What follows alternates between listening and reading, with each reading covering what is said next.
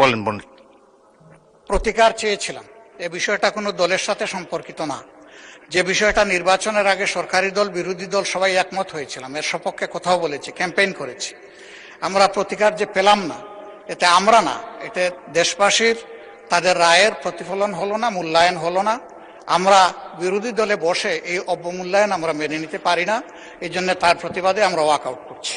মাননীয় বিরোধী দল নেতা, আপনি আমার বক্তব্য তো সম্পূর্ণ করতে দিলেন না। আমি আপনার পুরো বক্তব্য শুনেছি। আপনার ওয়াকআউট করা আপনাদের অধিকার, কিন্তু আমি বলতে চাই যে আজকে একটু পরে আরেকটি মুলতবি প্রস্তাব বিবেচিত হবে। সেখানে আমার মনে হয় যে আপনি আপনাদের প্রশ্নের উত্তর পেয়ে যাবেন এবং সেখানে মন খুলে আপনারা আরো কথা বলতে পারবেন।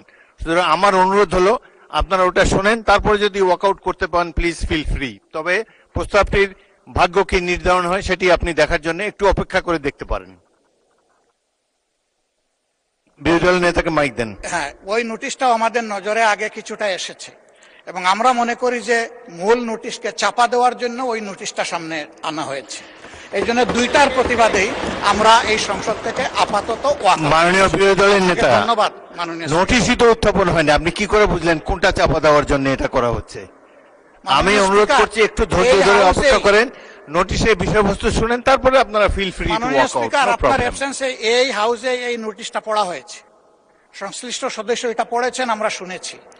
এই জন্য আমরা বুঝে শুনেই বলছি যে এই দুই কারণেই আমরা এখন ওয়াক আউট করছি। আপনাকে ধন্যবাদ।